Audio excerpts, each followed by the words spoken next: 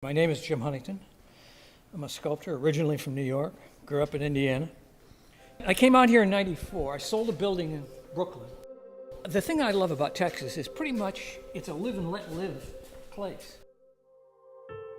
If people don't like what you're doing, as long as you're not in their face or in their space, they'll just leave you alone and let you do, what you want to do. I think that's the thing that I've always prized about freedom in America.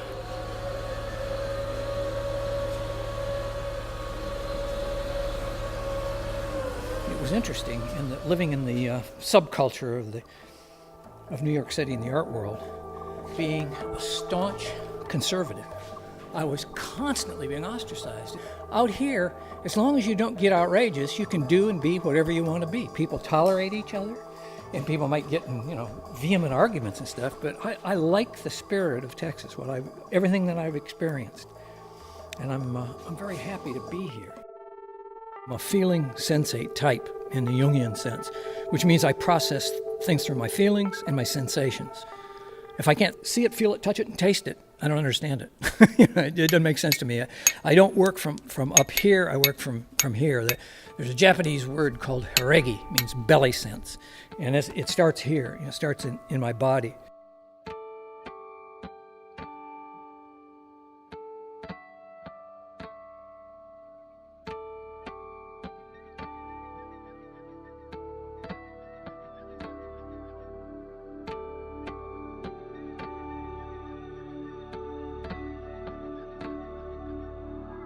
I'm 67, came out here at 54. I was a mature artist when I got out here, and now I'm getting to be a venerable old artist. So I'm into, my own vision. I don't need a lot of external stimuli. I'm working from within. So, the environment certainly is conducive to working because there are not a lot of distractions.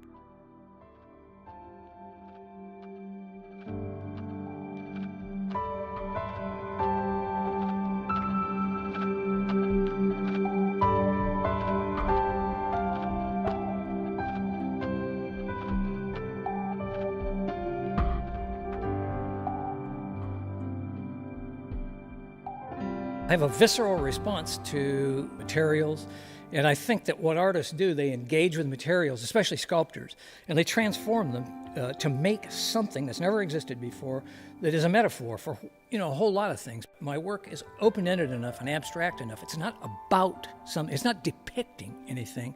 It has its own life. People can read in a lot of things. They can see a lot of what their own personality is. They can relate to something, bringing to the sculpture what they want. To me, the materials are extremely important. I love stone, but the element that's as important to me is space. In almost all my pieces, there's a definition of space, in the larger pieces especially, a containment of space where you can walk into the spaces in the big sculptures.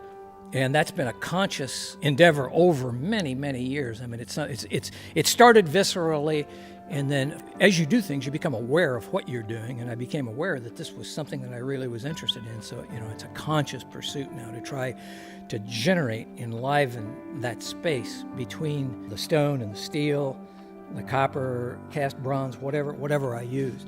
And there are different kinds of spaces. Sometimes there are spaces, dark spaces, that you can only peer into. And then there are big spaces you can walk into.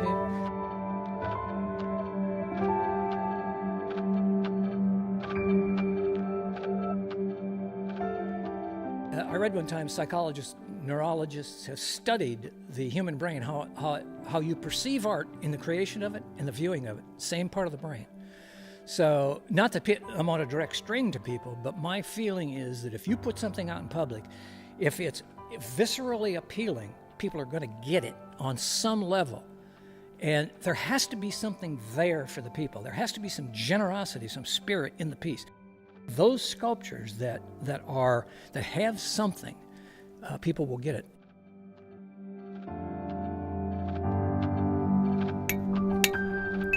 I've had some interesting pieces come out of broken pieces. And I've purposefully broken pieces pieces that I grew tired with or whatever, and I wanted to sort of refurbish them, redo them. You know, I like the challenge. I like the challenge of, you know, sometimes I'll go to the quarry. You can see that I do models over here, these clay models for certain pieces. I will go to the quarry often with a specific rough shape in mind, a size of a stone that I want, and I'll look for stones that size to make a piece built on the models that I've already made. And then I also just grab stones that appeal to me in the quarry and bring those back and then figure out what I'm going to do with them.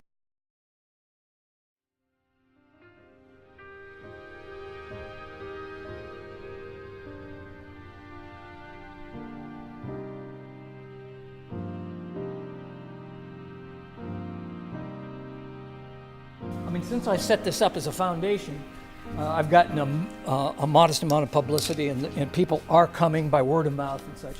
And if I'm working and I've got the time, like, you know, I'm doing with you, I'll stop and spend time with people because, I mean, it's the least I can do, you know, for my tenure here on the planet, because at some point, I mean, one of the reasons I set it up as a foundation is so that when I pass, all this work will survive me. I don't have kids by choice. I lost a couple of good women along the way because of that. And so here I am now. I'm living the American dream. I'm doing and have done all my adult life exactly what I want to do.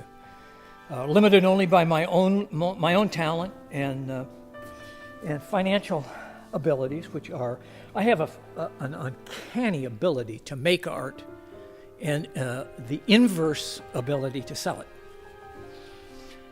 I've had good surrogates in the past, but it's been feast or famine, like Texas itself, boom or bust. Good years, bad years, but I just relentlessly keep chewing away, doing the best I can do with what I've got.